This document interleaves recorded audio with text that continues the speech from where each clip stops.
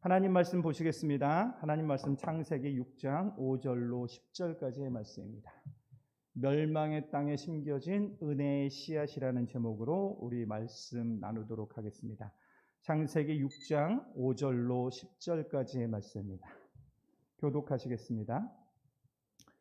여호와께서 사람의 죄악이 세상에 가득함과 그의 마음으로 생각하는 모든 계획이 항상 악할 뿐임을 보시고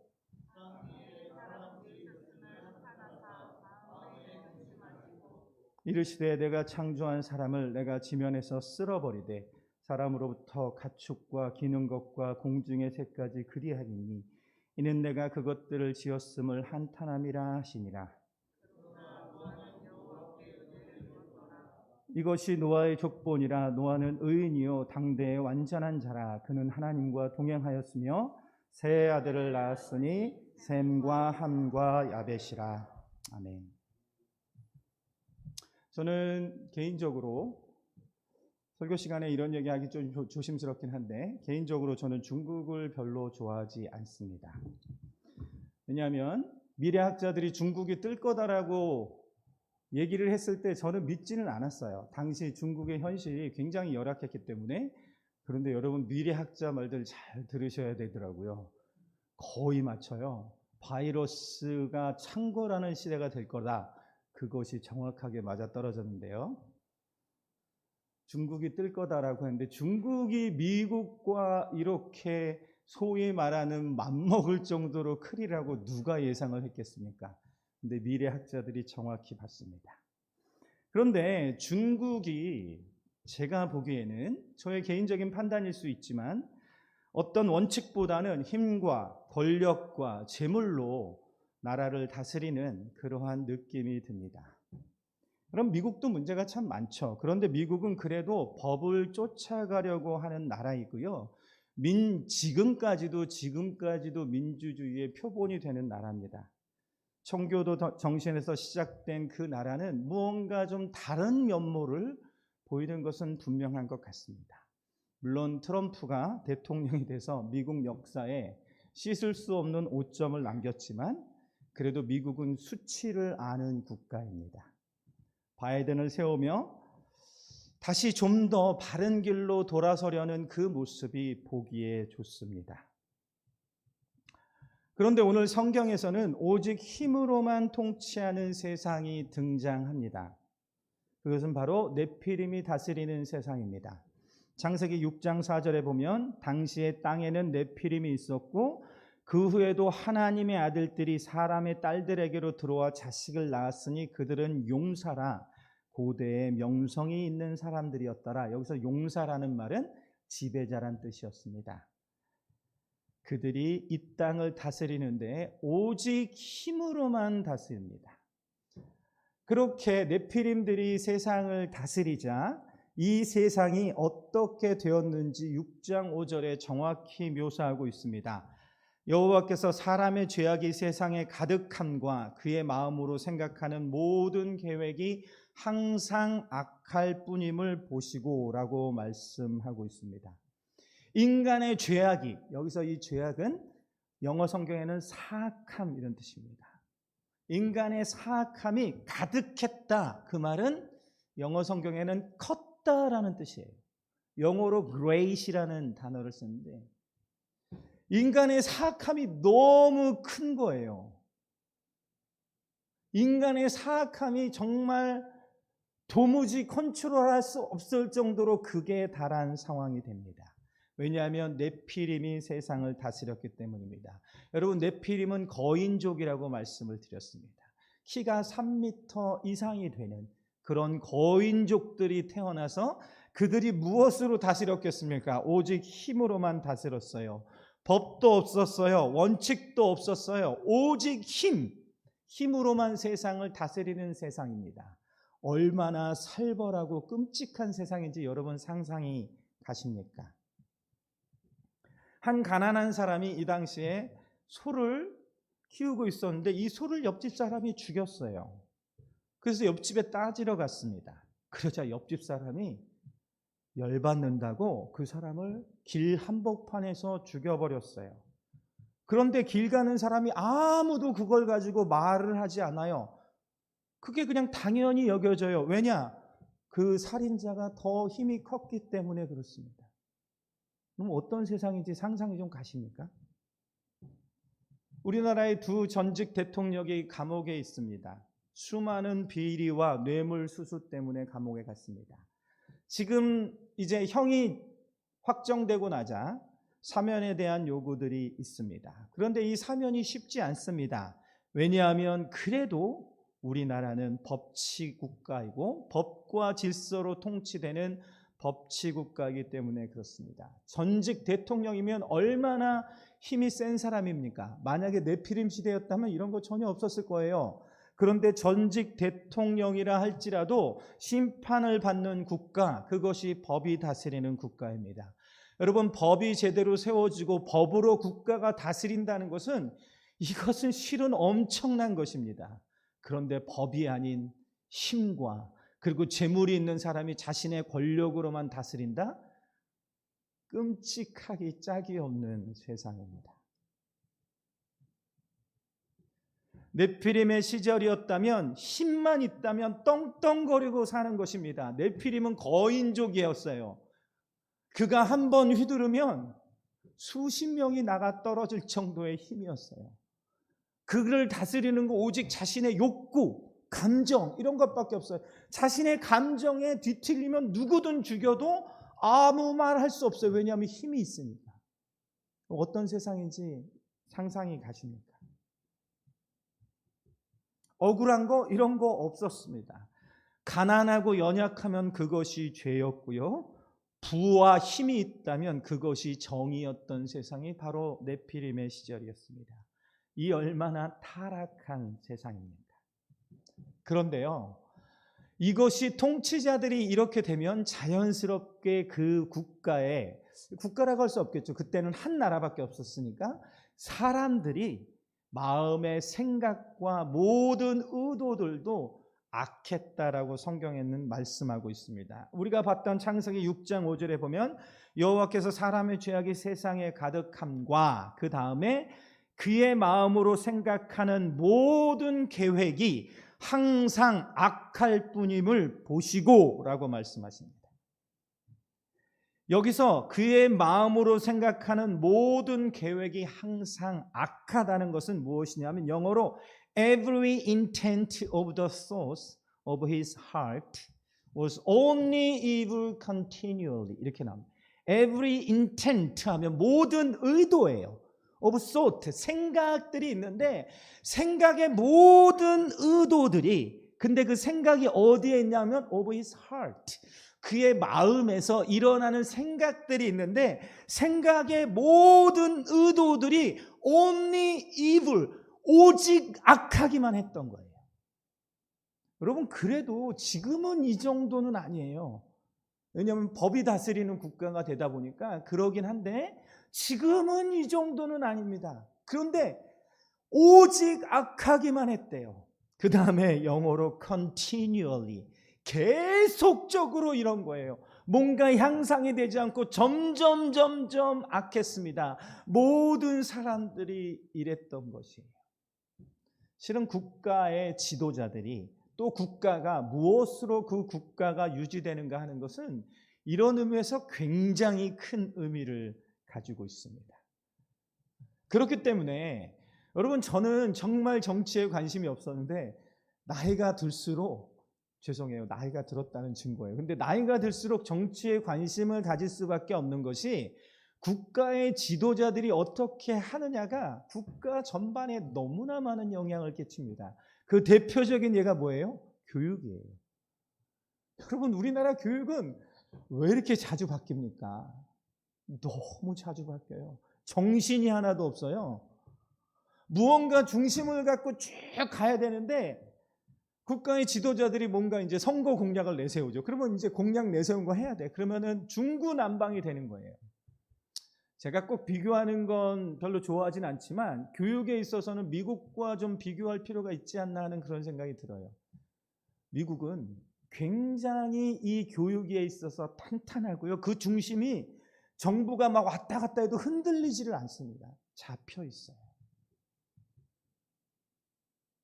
시스템들이 너무나 잘 구축이 되어 있습니다. 그래서 어떻게 되는지 아십니까? 제 아들이 미국에 갔을 때 나이가 7살이었어요. 7살인데 미국에 있는 학교 적응하는데 2주가 채 안 걸렸어요.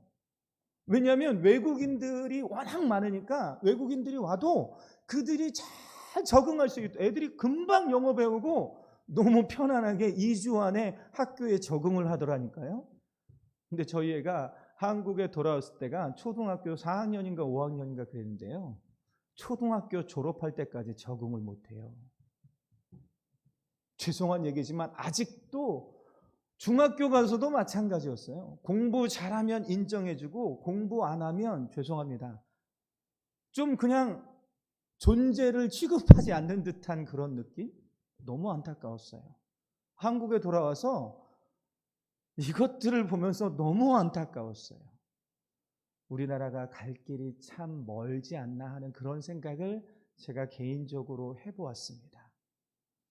국가의 지도자들이, 국가의 소위 말하는 권력자들이 어떠한 원칙으로 국가를 다스리는가 하는 것은 전역에 영향을 끼치기 때문에 여러분들도 정치에 관심을 가지시고 과연 어떠한 선택을 하는 것이 옳은 것인가를 하나님 앞에 기도하시면서 연구하시면서 선택을 하셔야 됩니다.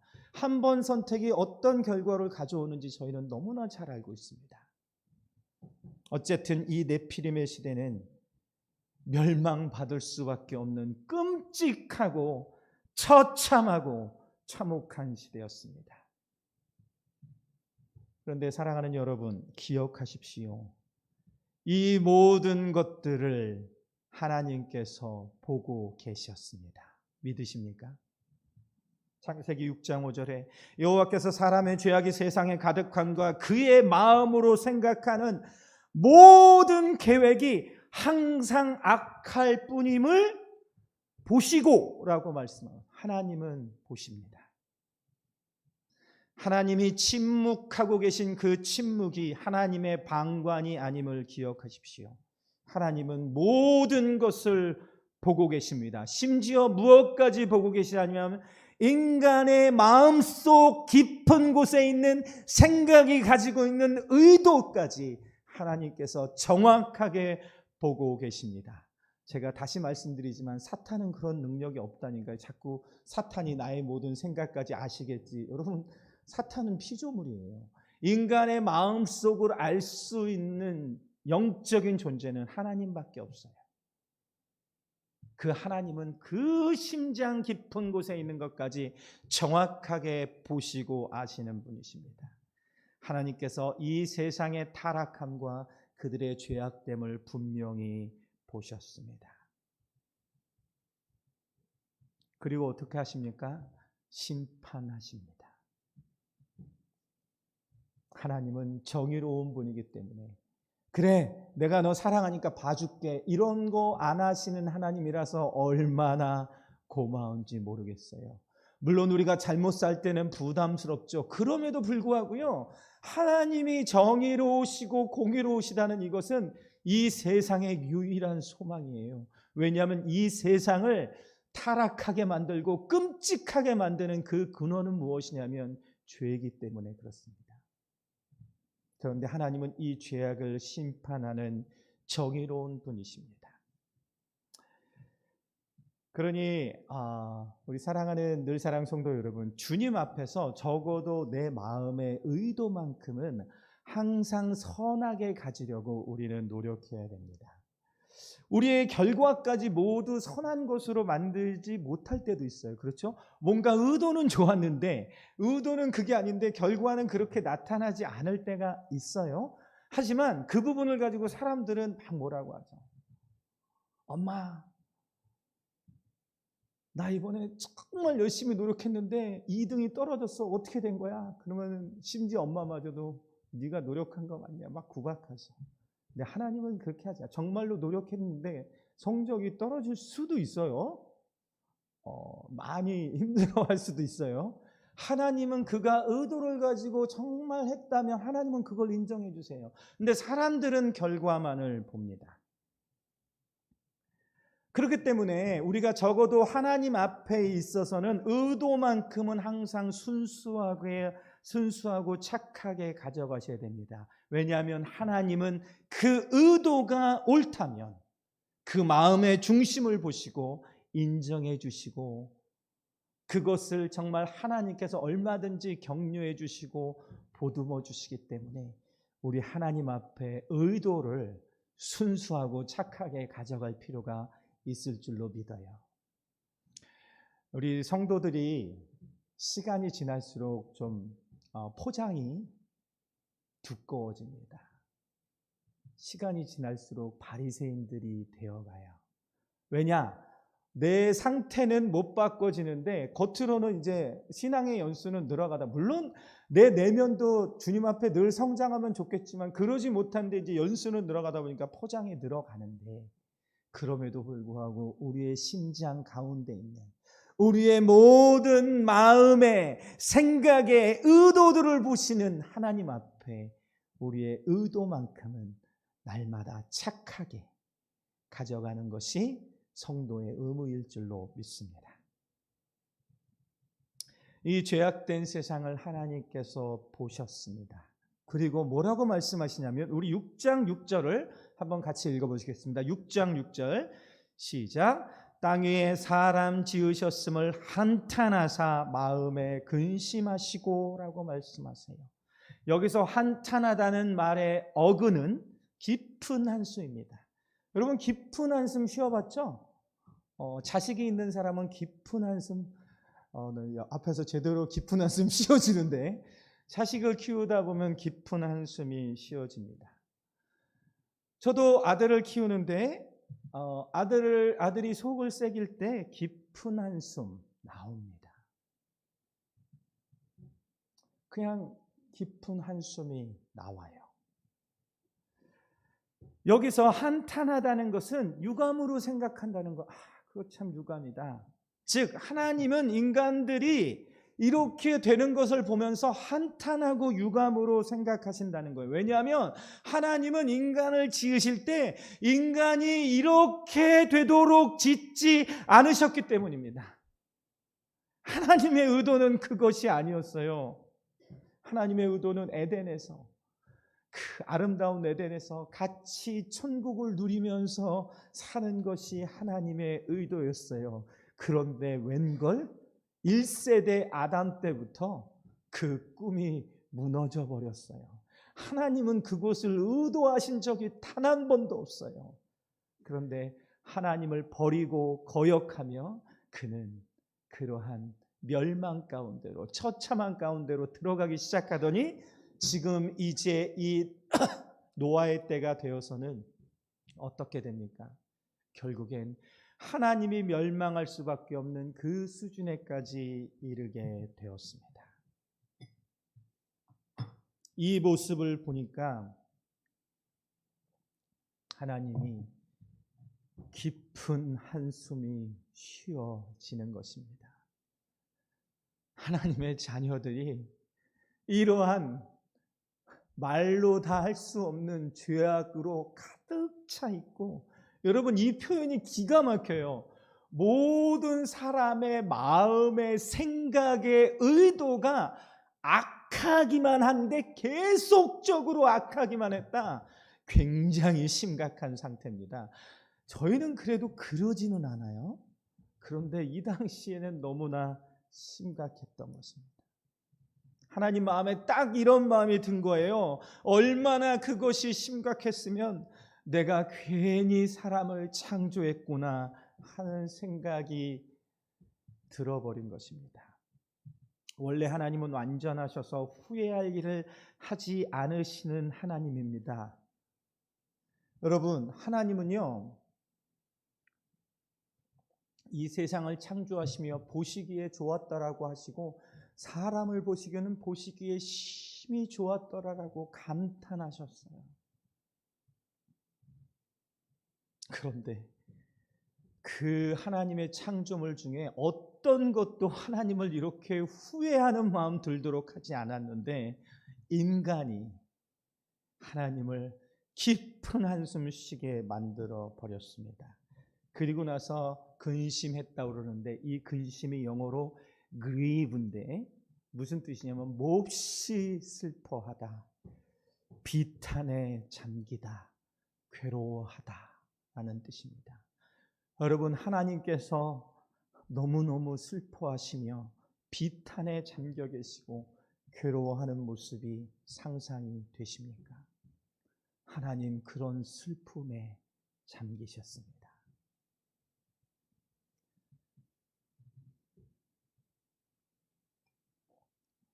그리고 하나님은 결정하십니다. 심판을 결정하십니다. 하나님 사랑의 하나님이시지만 동시에 공의의 하나님이세요. 죄악의 결론은 심판이고 하나님은 심판하시는 하나님이십니다.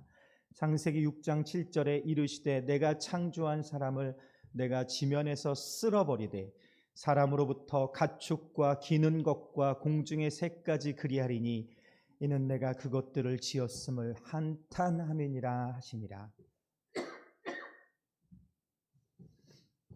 여기서 쓸어버린다는 것은 영어로 blot out이에요. 완전히 지워버린다는 뜻이에요. 하나님의 심판이 얼마나 무서운지 기억하세요. 완전히 지워버립니다. 그런데 우리는 의문을 갖습니다. 왜 죄 없는 동물까지 죽이셔야 했나?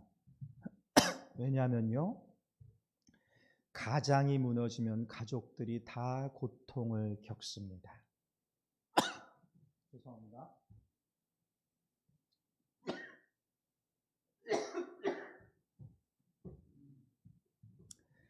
가장이 무너지면 가족들이 다 고통을 겪는 것입니다. 이 세상의 피조물들은요, 창조물들은 이 창조물들을 다스리는 인간에게 복속되어 있습니다. 그렇기 때문에 죄 없는 짐승들도요, 인간이 심판받을 때 같이 심판받을 수밖에 없었어요. 분명하게 기억하십시오. 죄에 대해서 심판이 있습니다. 없을 것 같죠? 있어요. 여러분, 이 세상에 주께서 오시는 그 종말의 때에 이 세상이 심판받으실 것을 믿으십니까? 여러분, 믿으시면 좋지만 여러분 믿건 안 믿건 이건 사실이에요. 그 확실한 증거가 뭔 줄 아십니까? 노아의 홍수 사건이에요. 누가 노아의 그때 비도 제대로 내리지 않던 때에 홍수가 나서 세상이 잠긴다? 누구도 믿지 않았어요. 근데 어떻게 돼요? 결국엔 홍수가 나서 온 세상이 다 물바다에 잠겨버렸어요. 여러분, 노아의 홍수 사건은 기독교 성경책에만 있는 게 아니에요. 근동 지역뿐 아니라 온 세계의 고대에 대한 기록들 가운데 홍수 사건이 반드시 나옵니다. 실제로 있었던 사건이니까요. 이 말은 무슨 말이에요? 실제로 하나님의 심판이 있었다니까요. 그렇다면 종말의 때 예수 그리스도께서 오시는 그 심판이 있냐고요? 당연히 있습니다. 왜냐하면 역사 가운데 그 심판이 이미 한 번 있었기 때문입니다.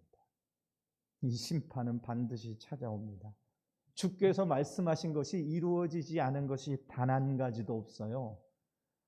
남은 약속 한 가지, 주의 재림, 그때 곧 심판의 때인데 그 심판은 반드시 찾아옵니다.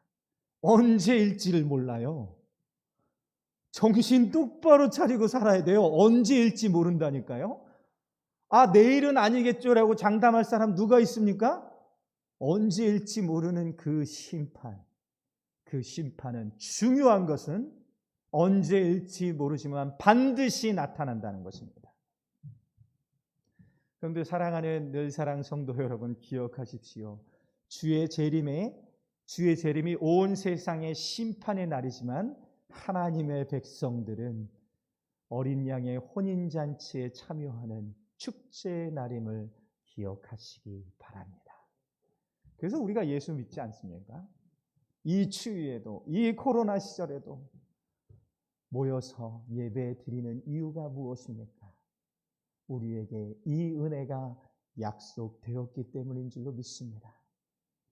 이렇게 예배당 나와야지 너희가 구원받는다가 아니에요, 여러분.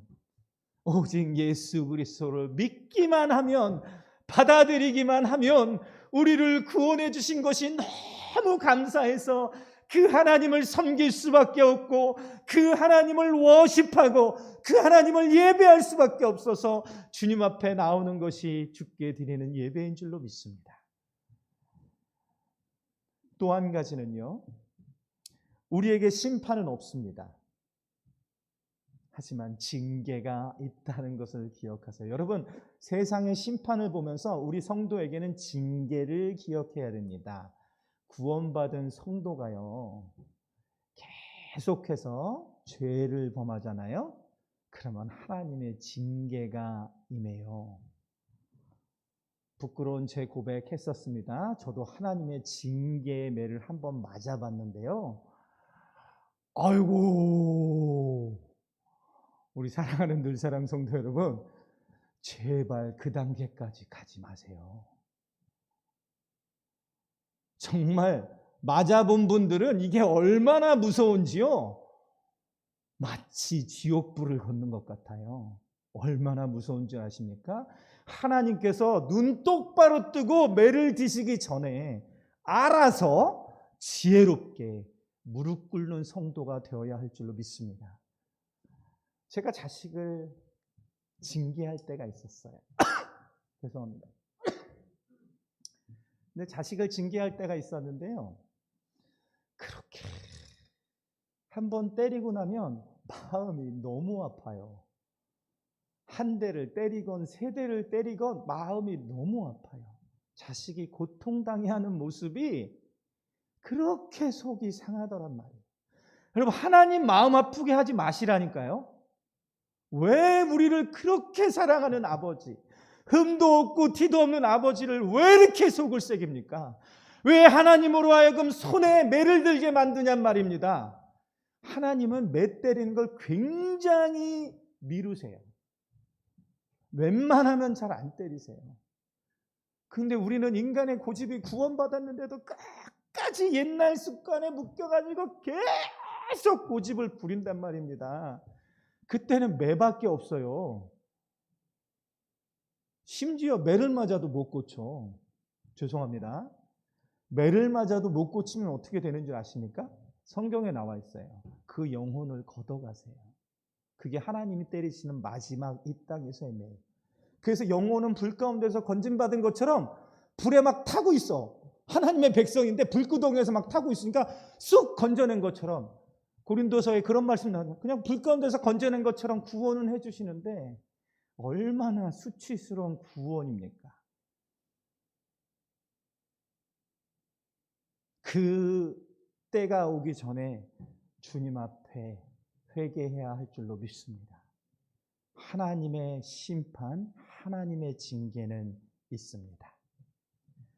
그런데요, 우리 창세기 6장 8절을 한번 다 같이 읽어보겠습니다. 창세기 6장 8절 시작. 그러나 노아는 여호와께 은혜를 입었더라. 이게 영어 성경에 보면 노아는 그러나라는 단어가 있어요. 모든 사람이 악하고 심판받아야 되는데, 그러나 노아는 여호와의 눈 안에서 은혜를 발견했다고 나와요. But Noah found favor in the eyes of the Lord. 주님의 그 눈 안에서 은혜를 발견했다는 거예요. 즉 하나님께서 노아를 바라보시는데 이 세상을 향해서는 이제 심판의 눈으로, 너무너무 무서운 눈으로 세상을 바라보고 계신데, 노아를 바라볼 때만은 그 노아가 하나님의 눈 안에서 은혜가 보이더라는 것입니다. 즉 하나님께서 노아만은 은혜로 바라봐 주셨다는 것입니다.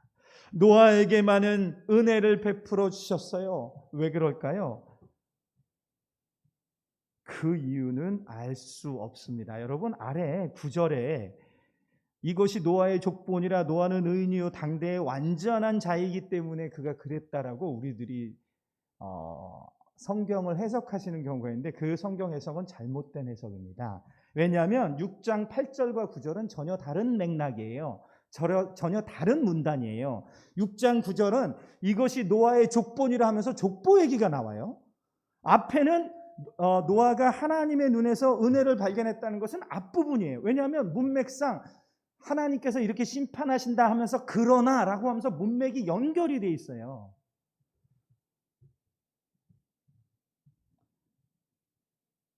여러분, 그리고 6장 9절이라 따져다 봐도 노아가 의인이고 당대의 완전한 자라고 표현을 하는데, 여러분, 노아가 의인이고 완전한 자였습니까? 노아는 완전한 자가 아니었어요. 노아의 홍수 뒤에 어떻게 돼요? 알코올 중독자가 돼요. 알코올 중독만 하면 모르는데 이 노아가 주사가 있네. 주사가 뭐냐? 옷을 벗는 거야. 자꾸 옷을 벗어. 그래가지고 자녀들한테 수치를 당하고, 괜히 자기가 옷을 벗어놓고는 셋째 아들만 뭐라 그래가지고, 물론 괜히는 아닐 수 있겠지만 셋째 아들이 그냥 그것 때문에 그냥 저주를 받아가지고 고생하게 되는데, 노아는 그런 약점이 있는 사람이었어요. 여기서 노아가 의인이고 완전한 자라면 그가 그런 약점이 있을 수 있습니까? 그런 치명적인 약점이? 그렇다면 노아는 의인이고 완전한 자라는 의미는 무슨 의미입니까? 제가 몇 차례 말씀을 드렸었는데, 구약시대의 의인이라는 것은 구원받은 백성이란 뜻이에요. 어떻게 하나님 앞에 완전합니까? 완전히 영어로 blameless예요. blame은 흠, 티 이런 뜻이에요. 근데 이게 하나도 없다는 뜻이에요. 완전하니. 아니, 하나님 앞에 어떻게 흠이 없이 완전할 수 있습니까? 성경에 보면 욥에 대해서도 같은 표현을 써요. 아브라함에 대해서도 이런 표현을 써요. 여러분, 아브라함이 얼마나 흠이 많고 티가 많은 인간이고, 욥이 의인이었다고요? 욥이 흠이 없다고요? 여러분, 욥기서를 뒤에 보세요. 얼마나 하나님에 대해서 불평, 불만과 나중에는 정말 심하게 글쎄요, 거의 욕에 가까운 말들을 해요. 자기가 고통을 당하니까. 이런 의인이 흠이 없는 자라고요? 여러분, 이 세상에 그리고 어떻게 하나님 앞에 흠이 없을 수 있겠습니까? 그런 사람 없습니다. 그렇다면 여기서 노아는 의인이었고 완전한 자였다는 그 의미는 무엇인가? 그것은 무엇이냐면 그가 구원받은 백성이라는 뜻이에요. 여러분, 온 인류를 통틀어서 의인이고 흠이 없는 사람 오직 한 분, 예수 그리스도밖에 없습니다. 구약시대에는 오실 예수님을 믿고 구원을 받았고요, 신약시대에는 오신 예수님을 믿음으로 구원을 받았어요. 그렇기 때문에 신약시대의 사람들은 너무나 감사한 거예요. 왜냐하면 예수님께서 이미 오셨기 때문에 명확하게 믿고 우리가 할 수 있어요. 하지만 구약시대도 분명 오실 예수님에 대한 모든 징표들과 사인들과 말씀들과 메시지들이 있었기 때문에 구약시대 사람도 예수 그리스도로 구원받고 신약시대의 사람도 예수 그리스도로 구원받습니다. 이때 노아는 예수 그리스도를 믿어서 구원받았다는 그 확실한 증거가 히브리서 11장에 보면 나와요. 노아는 예수님을 믿고 구원을 받았기 때문에 그는 의인이라는 것은 의롭다 칭함을 받았고, 완전한 자, 흠이 없다는 것은 예수 그리스도의 보혈의 피가 덮고 있어서 그가 흠도 없고 티도 없는 자가 되었던 것인 줄로 믿습니다. 그가 여전히 죄를 지었죠. 그가 연약함이 있었죠. 그럼에도 불구하고 하나님께서 이미 인정한 자가 되었다는 뜻인 줄로 믿습니다.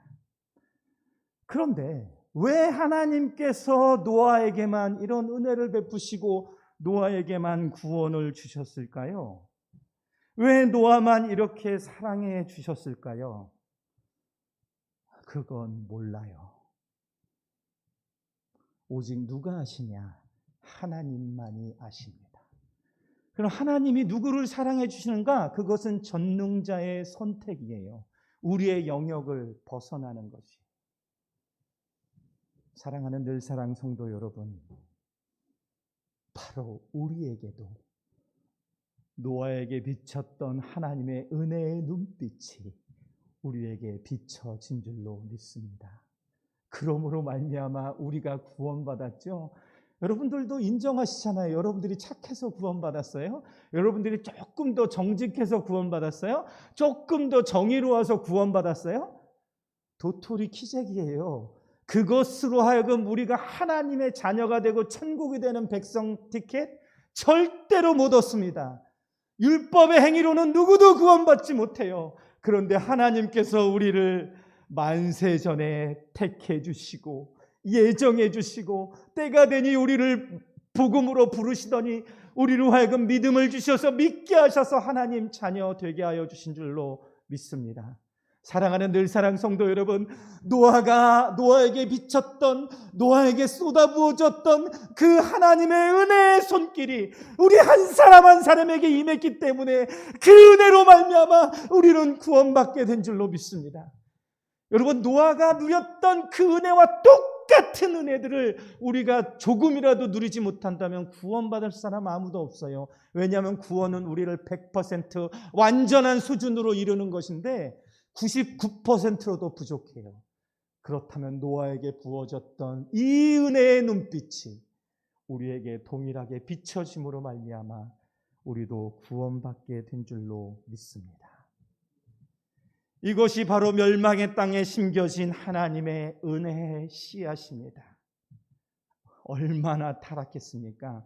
여러분, 딱 두 절로 이 당시가 얼마나 심각했는지를 보여주고, 특히 다음 절에 모든 사람의 마음속의 생각의 의도들이 오직 악하기만 했는데 계속해서 그러했다는 이 멸망의 땅, 심판받을 수밖에 없는 이 땅, 누구 하나 벗어날 수 없는 그 죄악의 구렁텅이에 있었던 끔찍하고 처참했던 그 땅.